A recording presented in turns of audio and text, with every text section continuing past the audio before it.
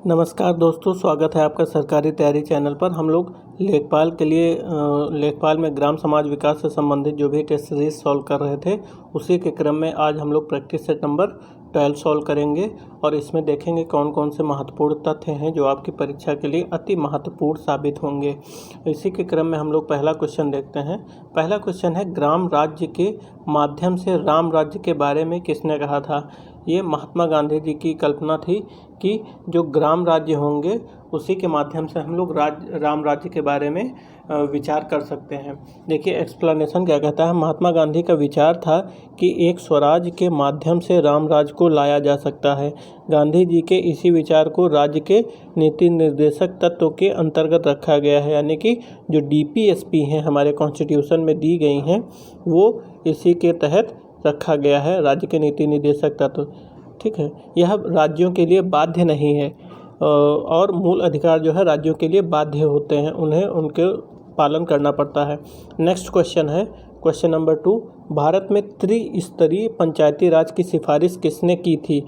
देखिए हम लोगों ने कल द्विस्तरीय के बारे में पढ़ा था जो कि अशोक मेहता समिति ने इसकी सिफारिश की थी, परंतु जब बात करेंगे हम लोग त्रिस्तरीय की, तो त्रिस्तरीय की समिति की सिफारिश जो है बलवंत राय मेहता समिति ने सिफारिश की थी। इन्होंने 2 स्तरीय सिफारिश की थी और बलवंत राय मेहता ने त्रिस्तरीय पंचायती राज की सिफारिश की थी। इसके बारे में हम लोगों ने कल जो प्रैक्टिस सेट नंबर 11 को सॉल्यूशन देखा था उसमें हमने बताया भी था आपसे कि बलवंत राय मेहता, यदि आप सभी से पूछा जाए कि त्रिस्तरीय पंचायती राज की सिफारिश किसने की थी तो आप लोग लगाएंगे बलवंत राय मेहता, परंतु यदि आपसे पूछा जाए कि भारत में द्विस्तरीय पंचायती राज की सिफारिश किसने की थी तो आप लगाएंगे अशोक मेहता समिति ने। आई थिंक आप सभी को समझ में आ गया होगा। इसका एक्सप्लेनेशन देख लेते हैं कि नवंबर 1957 में बलवंत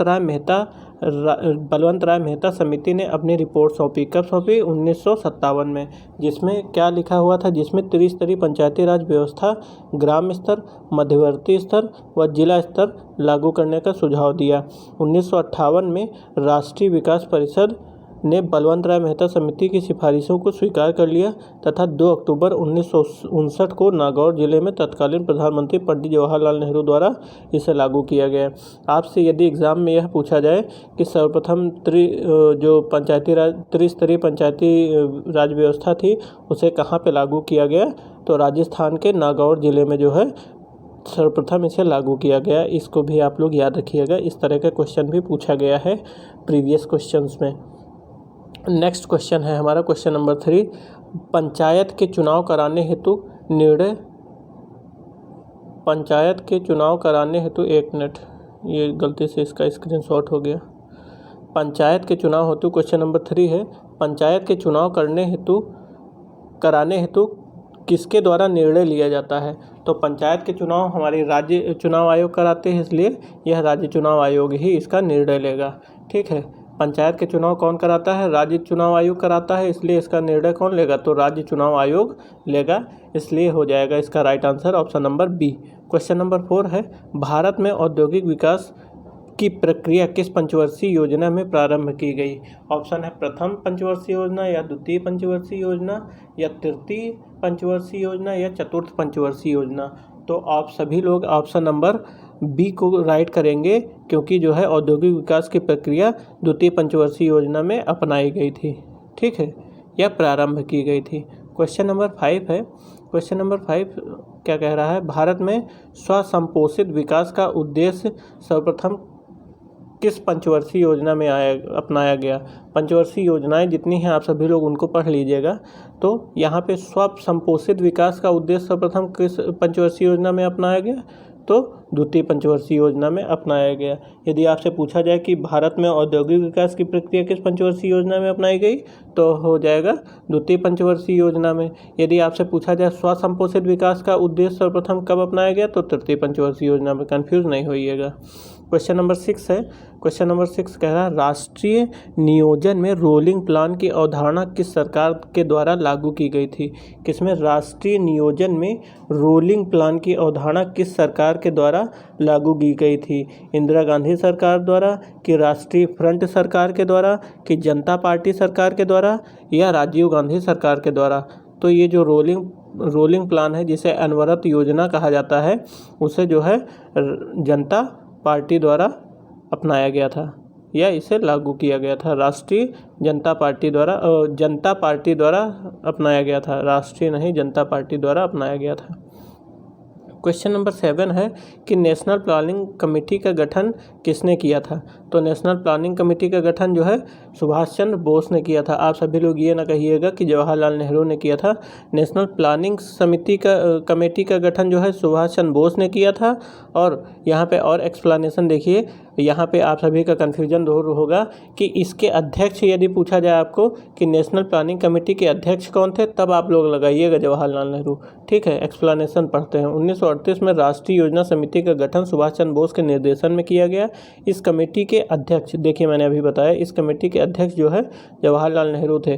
कांग्रेस के हरिपुरा अधिवेशन के दौरान इसकी घोषणा हुई थी। ठीक है, हरिपुरा अधिवेशन के दौरान इसकी घोषणा हुई थी। ठीक, क्वेश्चन नंबर 8 है, यह रिपीटेड क्वेश्चन है कि आगरा शहर की स्थापना किसने किया था? तो आगरा शहर की स्थापना आप सभी को पता होगा कि सिकंदर लोधी ने किया था। फैक्चुअल क्वेश्चन है और पीसीएस स्तर तक में भी इस क्वेश्चन को पूछा गया है। तो आप सभी लोग एक बार फिर से बता दें कि आगरा शहर की स्थापना किसने किया था? तो सिकंदर लोधी ने किया था। क्वेश्चन नंबर 9 है, नैमिषारण्य तीर्थ किस जनपद में है? यह भी पीसीएस में पूछा गया था। तो नैमिषारण्य जो है सीतापुर में है। कहाँ पे है? सीतापुर में। नैमिषारण्य सीतापुर जनपद में स्थित है या सीतापुर डिस्ट्रिक्ट में स्थित है। क्वेश्चन नंबर 10 है, गुरु गोविंद सिंह स्पोर्ट कॉलेज कहाँ स्थित है? तो गुरु गोविंद सिंह स्पोर्ट कॉलेज जो है लखनऊ में स्थित है। कहाँ पे? लखनऊ में स्थित है। गुरु गोविंद सिंह स्पोर्ट कॉलेज कहाँ पे स्थित है? लखनऊ में स्थित है। ठीक है, क्वेश्चन नंबर, यहाँ पे कुछ अभी हाल ही में हुआ है तो उसको भी आप पढ़ लीजिए। मोदी जी ने 2 जनवरी 2022 को मेरठ में मेजर ध्यानचंद स्पोर्ट्स यूनिवर्सिटी की आधारशिला रखी।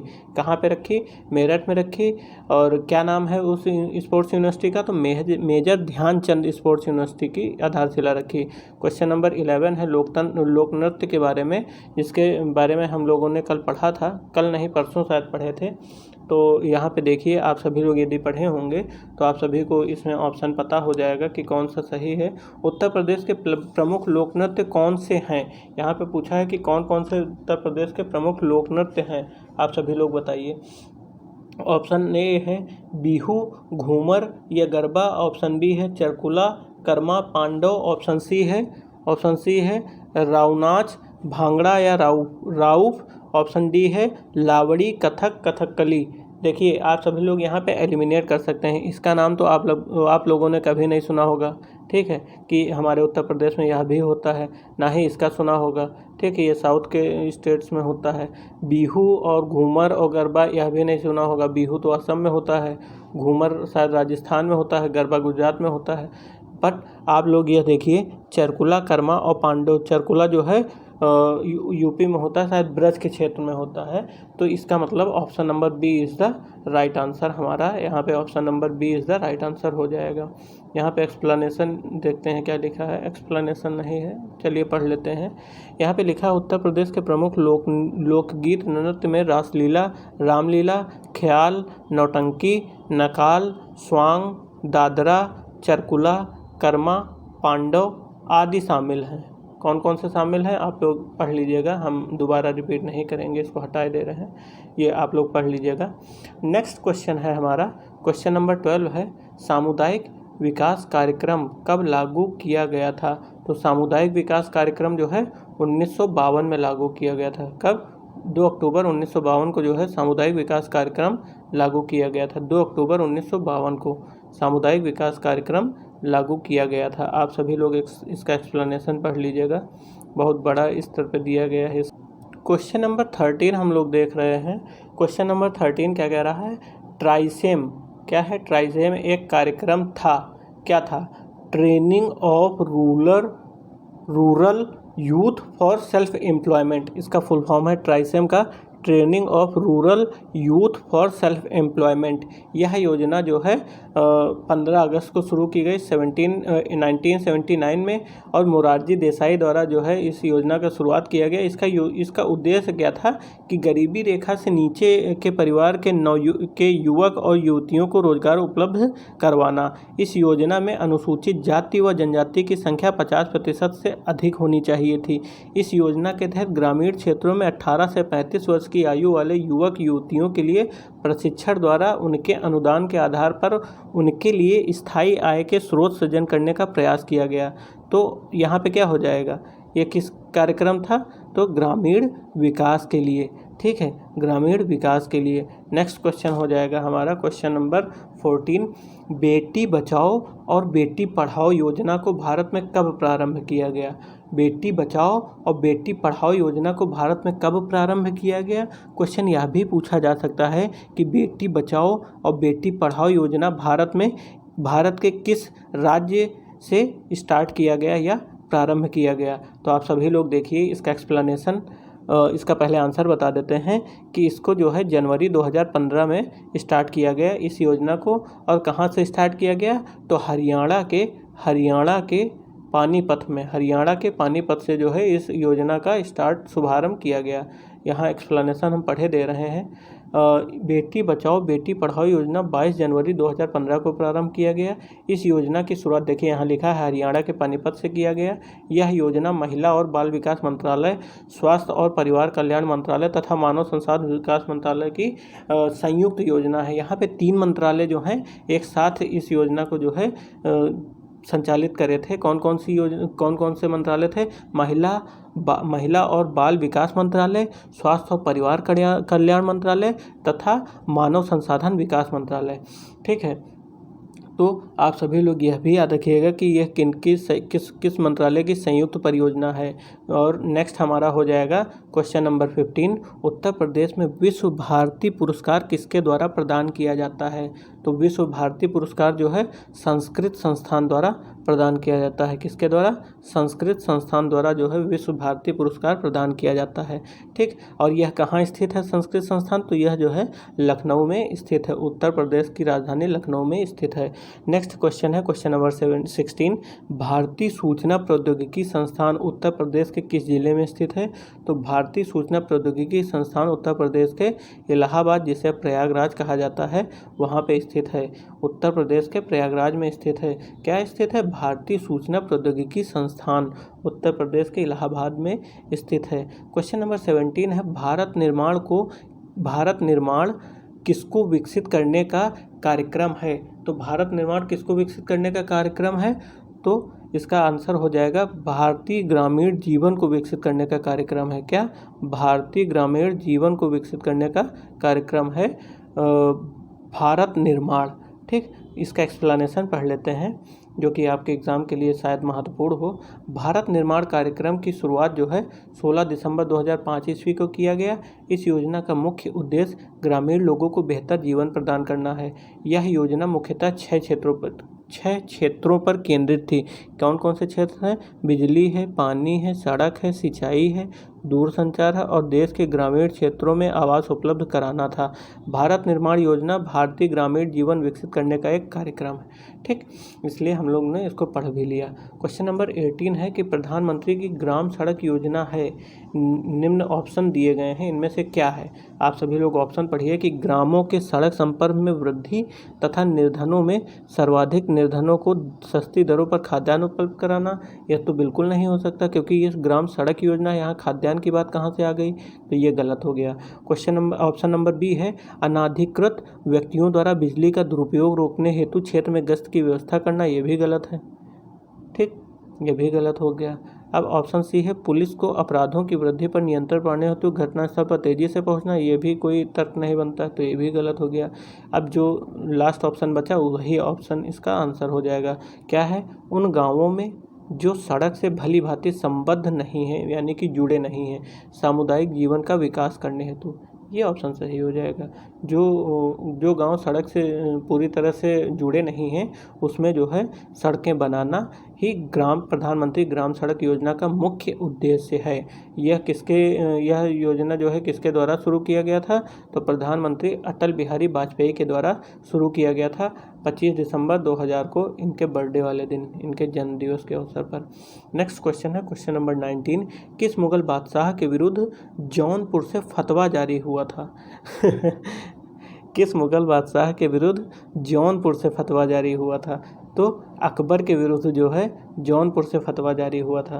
देखिए, फतवा तब भी जारी होते थे जब मुगल भी हमारे यहाँ राज करे हैं, तब से फतवा वाला सिस्टम चला आ रहा है, आज भी यह जारी है।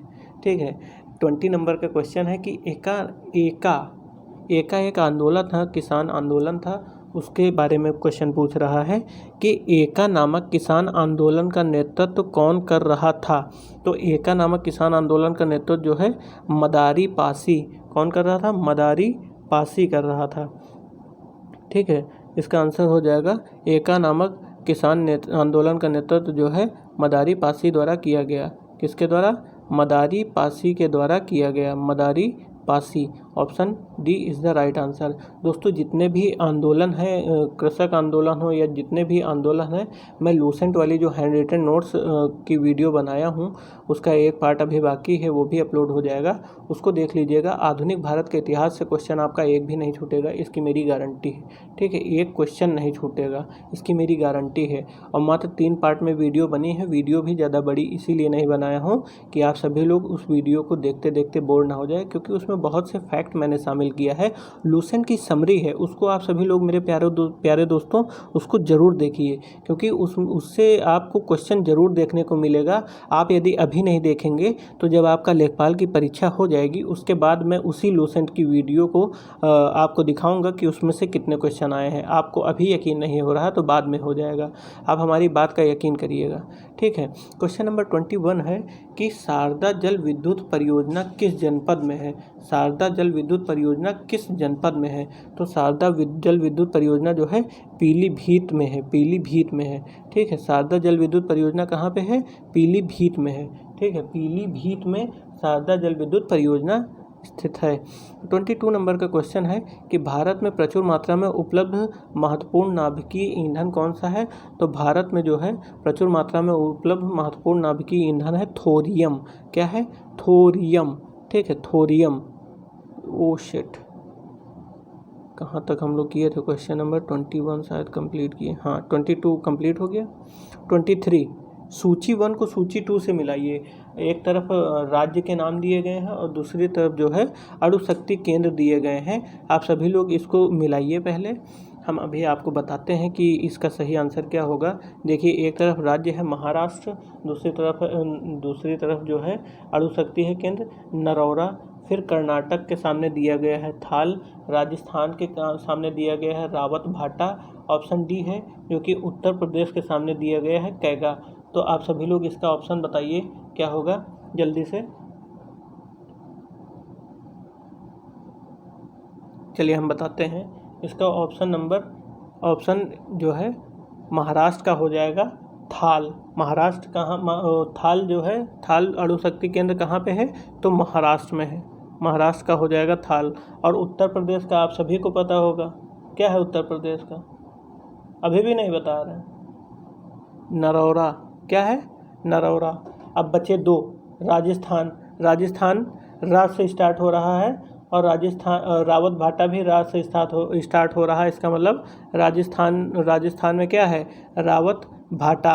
अब जो बचा लास्ट उसको आप लोग का से कर्नाटक, का से कैगा, इस तरह याद रखिए। देखिए, राजस्थान रा से रिलेट कर लीजिए, कर्नाटक का से रिलेट कर लीजिए, और उत्तर प्रदेश तो आप सभी को पता ही होगा कि उत्तर प्रदेश में नरौरा है, और महाराष्ट्र को थाल से याद कर लीजिए। महाराष्ट्र में बहुत बड़ी थाल मिलती है खाने के लिए, इस तरह से आप लोग इसको रिलेट कर लीजिए। तो इस प्रकार से आपका ये क्वेश्चन बन गया। ठीक है, राजस्थान से राजस्थान, रा से रावत भाटा, का से कर्नाटक, का से कैगा, उत्तर प्रदेश का नरौरा, महाराष्ट्र में बड़ी थाल मिलती है इसलिए थाल। ठीक, इस तरह से याद हो गया ना आपको। क्वेश्चन नंबर 24 है, भारत विश्व में अग्रणी उत्पादक है, किस चीज़ का उत्पादक है?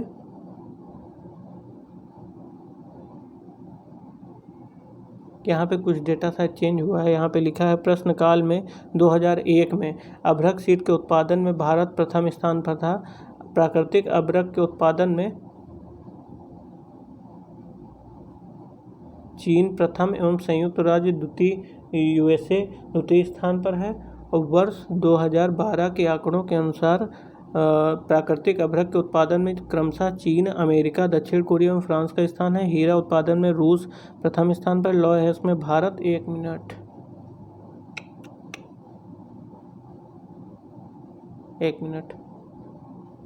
लौह अयस्क में भारत चौथे स्थान पर है तथा टंगस्टन का उत्पादन 86% उत्पादन चीन करता है। इसको कुछ समझ में नहीं आया, आप सभी लोग इसको अभ्रक लगाइए 2001 के अनुसार। अभ्रक इज़ द राइट आंसर 2001 के अनुसार। अभ्रक इज़ द राइट आंसर। अभ्रक इज़ द राइट आंसर। ठीक, आप सभी लोग लेटेस्ट डेटा देख लीजिएगा।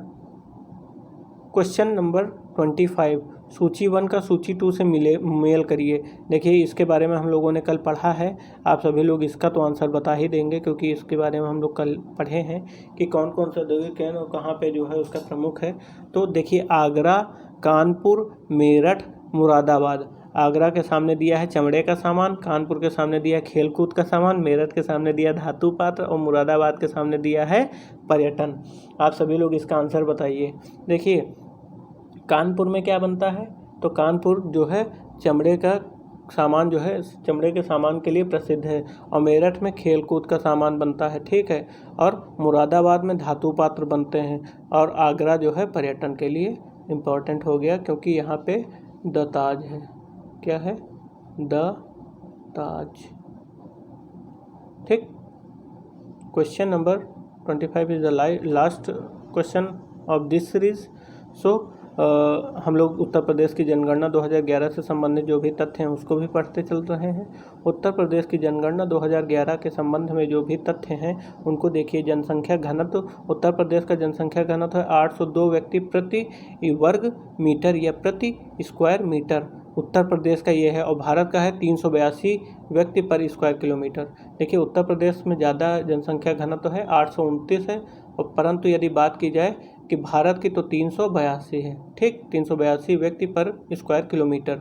ठीक है। यदि बात करें कि 2001 से 2011 के दौरान जनसंख्या में जनघनत्व में वृद्धि कितनी हुई, तो 139 हुई।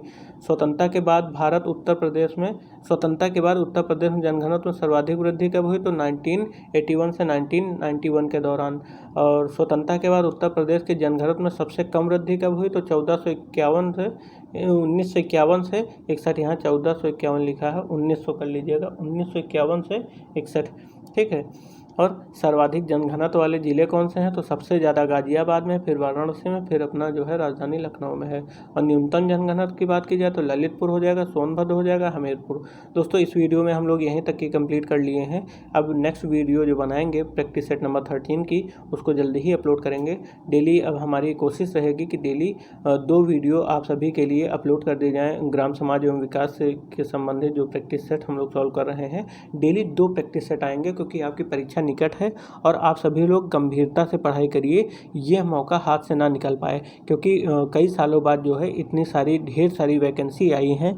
जो भी लेखपाल बनने का सपना देखे हैं, भगवान उनके सपने को कंप्लीट करें, जल्दी ही उन सभी की मनोकामनाएं पूरी हों, ऐसी मेरी भगवान से प्रार्थना है। इसी के साथ दोस्तों हम लोग इस वीडियो को यहीं पे समाप्त करते हैं। मिलते हैं नेक्स्ट वीडियो में, तब तक के लिए नमस्कार, जय हिंद।